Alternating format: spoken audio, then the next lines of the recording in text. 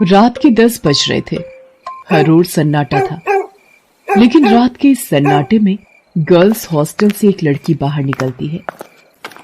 उसके सैंडल की खटखट की आवाज से वो सन्नाटा टूटता है। बाहर उसके इंतजार में एक आदमी अपनी बड़ी और लंबी सी कार में बैठा हुआ है। वो उसकी कार के पास जाती है और उसके शीशे पर नॉक करती है। शीशा खुलता है। लड़की अंदर बैठे शख्स से पूछती है, दिवाकर मित्तल? अंदर बैठा आदमी सहमति में अपना सिर हिलाता है। फिर वो लड़की, जिसका नाम शोभा था, वो उसकी गाड़ी में उसकी बगल वाली सीट पर बैठ जाती है। दिवाकर मित्तल उसके चेहरे की ओर मुस्कुराकर देखता है और कहता है, जैसा सुना था वैसी ही हो तुम, बहुत तीखी, लाल मिर्च की तरह। दिवाकर मित्तल के पैर कार के एक्सीलेटर पर जाते हैं और पल भर में कार हवा से बातें करने लगती है। थोड़ी देर बाद वो कार शहर के एक सबसे बड़े 5 स्टार होटल में प्रवेश करती है। दिवाकर मित्तल पार्किंग में अपनी कार लगाता है और होटल के रिसेप्शन पर जाता है और अपनी प्री बुकिंग के बारे में बताता है। दिवाकर अपने रूम की चाबी लेता है और शोभा के साथ उस कमरे में जाता है।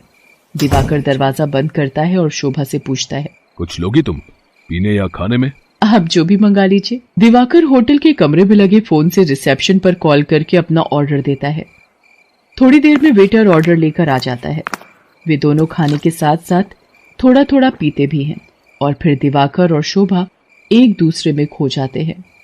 सुबह जब शोभा की नींद खुलती है तो दिवाकर वहां नहीं होता है। उसके तकिए के नीचे नोटों की गड्डी रखी होती है। वो गड्डी को उठाती है, फिर होटल के बाहर आती है। बाहर आकर वो एक कैब बुक करती है और उसमें बैठकर गर्ल्स हॉस्टल की ओर निकल जाती है। कैब वाला बीच बीच में उसे घूर कर देखता है तो शोभा को गुस्सा आ जाता है। क्या देख रहे हो? क्या देख रहे हो बार बार पीछे मुड़कर? आगे देखकर गाड़ी चलाओ, नहीं तो अभी तेरी कंपनी में फोन करूंगी, फिर सारा घूरना निकल जाएगा। कैब वाला शोभा की बातों से डर गया। शोभा कैब की खिड़की से बाहर देखती हुई जा रही थी और मन ही मन खुद से बातें कर रही थी। सब कुछ कितना फेक है ना यहाँ, सब कुछ। कौन आदमी कौन सा चेहरा लगाए घूम रहा है, किसी को पता नहीं है। मैं भी तो पिछले कई महीनों से एक नकली चेहरा लगाए घूम रही हूँ। सच कहूं तो घिन आती है मुझे उस चेहरे से, दम घुटता है मेरा। लेकिन अब इस चेहरे के बिना मैं रह भी तो नहीं सकती। ये कहानी है जमालपुर की रहने वाली शोभा की। शोभा शहर के एक हॉस्टल में रहती है और इंजीनियरिंग की पढ़ाई कर रही है। वो 8 महीने पहले ही शहर आई है। शोभा के पिता दीनदयाल उससे बहुत प्यार करते हैं। उसे अब भी याद है जब वो ट्रेन में बैठकर शहर आ रही थी तो।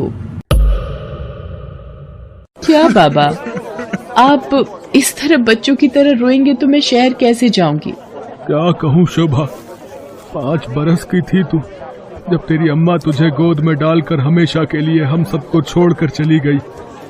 तब से तुझे ही देखकर जिया है। जानती हूँ बाबा। सोचा था कि एक बार ही तुझे विदा करूंगा जब तेरी शादी होगी, लेकिन शादी के पहले ही। ये कहकर दीनदयाल शोभा को गले लगाकर फिर से फूट फूट कर रोने लगा। ठीक है बाबा, मैं नहीं जाती हूँ शहर, यही रहती हूँ आपके पास। लेकिन आप ही तो हमेशा जिद करते हैं कि तुम्हें खूब पढ़ना है, बहुत बड़ा आदमी बनना है। अब आगे की पढ़ाई गांव में तो नहीं हो सकती, तभी तो मैं शहर जा रही हूँ। ठीक है, मैं ट्रेन से उतर जाती हूँ। उसी समय ट्रेन की सीटी बजी। दीनदयाल जल्दी से ट्रेन से उतरा। ट्रेन ने कुछ ही देर में रफ्तार पकड़ ली। शोभा ट्रेन से आगे निकलती गई और दीनदयाल पीछे छूटता गया। शहर में शोभा गर्ल्स हॉस्टल में रहने लगी और अपनी पढ़ाई करने लगी। उसकी रूम पार्टनर थी रेखा। रेखा का बैकग्राउंड भी शोभा की तरह ही था। उसके पिता नहीं थे। उसकी माँ दूसरों के खेतों में काम करती थी। बहुत कठिनाई से गुजर बसर होता था। एक दिन की बात है, शोभा कमरे की सफाई कर रही थी तो उसे रेखा के तकिए के नीचे से नोटों की गड्डी मिली। इतने सारे पैसे, ये यहाँ कैसे आए? रेखा उस समय नहा रही थी। जब वो नहाकर बाहर आई तो शोभा ने उससे पैसों के बारे में पूछा, लेकिन रेखा ने उसकी बात का सही सही कोई जवाब नहीं दिया। आश्चर्य तो हुआ क्योंकि वे दोनों अच्छे दोस्त थे। कुछ बात तो है जो रेखा मुझसे छिपा रही है, लेकिन क्या? शोभा ने एक बात और नोटिस किया कि हफ्ते में 3-4 दिन रेखा रात को कहीं चली जाती थी और सुबह वापस आती थी। उसने इस बारे में भी रेखा से पूछा तो तू भी बिना मतलब जासूसी करती रहती है, तू अपने काम से काम रखना। मैं कहाँ जाती हूँ, क्यों जाती हूँ, हर चीज का हिसाब देना जरूरी है क्या? ये जरूरी तो नहीं, लेकिन कल को हॉस्टल की वार्डन को पता लग गया कि तुम रात रात भर बाहर रहती हो तो क्या होगा? तुझे पता है ना वो कितनी स्ट्रिक्ट है। तो उसकी फिक्र मत कर, मैं संभाल लूंगी उन्हें। धीरे धीरे शोभा ने रेखा की लाइफस्टाइल में बहुत तब्दीली देखी। वो महंगे से महंगे कपड़े और जूते खरीदती, लेटेस्ट मोबाइल फोन रखती, उसका जब जो मन करता वो करती। शोभा उसकी लाइफस्टाइल से बहुत प्रभावित हो गई। शोभा ने बचपन से अब तक गरीबी ही देखी थी, इसलिए उसका भी मन करता कि वो भी नए कपड़े खरीदे, महंगे मोबाइल रखे, उसका जो मन करे वो कर सके। रेखा देख, मैं तुझसे ये नहीं पूछने वाली कि तू ऐसी रईसों वाली लाइफस्टाइल कैसे जीती है, लेकिन मैं भी तेरी तरह जीना चाहती हूँ। मैं तंग आ गई हूँ एक एक पैसे के लिए तरसते हुए। पहले तो रेखा टाल मटोल करती रही, लेकिन फिर उसने सच्चाई बता दी कि वो एक कॉल गर्ल का काम करती है। उसकी बातों को सुनकर शोभा शॉक्ड रह गई और उसने कहा कि अगर ये बात वार्डन को पता लग गई तो बड़ी भोली है रे शोभा। हॉस्टल की वार्डन को सब पता है, वही तो हमें दबाव डालकर भेजती है लोगों के पास। वार्डन की सारी सच्चाई जानकर शोभा एक बार फिर से चौंक गई। रेखा ने उसे ये भी बताया कि हॉस्टल की कुछ और लड़कियां ये काम करती हैं। शोभा को ये सब सुनकर अजीब तो लगा, लेकिन बेहतर लाइफस्टाइल के चक्कर में वो अपने सम्मान का सौदा करने के लिए तैयार हो। मैं इस गंदे दलदल में फंस गई हूँ। हालांकि इस दलदल ने मुझे बहुत सारी वो चीजें दी जिसके लिए मैं तरसती थी, लेकिन मैंने अपनी मासूमियत खो दी है, मैंने अपनी शांति खो दी है, मैंने अपनी पवित्रता खो दी है। बाबा को कितनी उम्मीद थी मुझसे, और मैं क्या करने लगी मैं। शोभा की आंखें भीग गई थी। वो अब ये काम नहीं करना चाहती थी, लेकिन हॉस्टल की वार्डन उस पर बार बार दबाव डाल रही थी। देख शोभा, जल में रहकर मगर से बैर मत कर, और हाँ, ये सती सावित्री बनने का नाटक छोड़ और जो बोलती हूँ वो कर। शोभा ने वार्डन को फिर से इनकार कर दिया। गुस्से में वार्डन ने उससे कहा, देख शोभा, तेरा इनकार तेरे भविष्य के सारे रास्ते बंद कर देगा।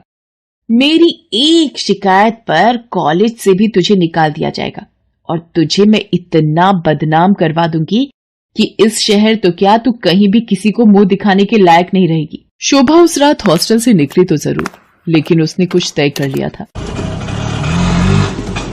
वो हॉस्टल से निकलकर सीधा पुलिस स्टेशन पहुंची और इंस्पेक्टर नाज़नीन को हॉस्टल और वार्डन की सारी सच्चाई बता दी। शोभा की बात सुनकर नाज़नीन शॉक्ड रह गई। शर्म आ रही है मुझे तुम पर और उन सभी लड़कियों पर जो अच्छी लाइफस्टाइल के चक्कर में शॉर्टकट अपनाती हैं और अपने सम्मान का सौदा करती हैं, और तुम जैसे मासूम लोगों का फायदा तुम्हारी वार्डन जैसे लोग उठाते हैं। मुझसे बहुत बड़ी गलती हो गई इंस्पेक्टर नाज़नीन। मुझे खुशी है कि तुम्हें अपनी गलती का एहसास तो हुआ, लेकिन ये गलती कोई और ना करे और तुम्हारी वार्डन किसी और का फायदा ना उठाए। इसके लिए इस पूरे रैकेट को तोड़ना पड़ेगा।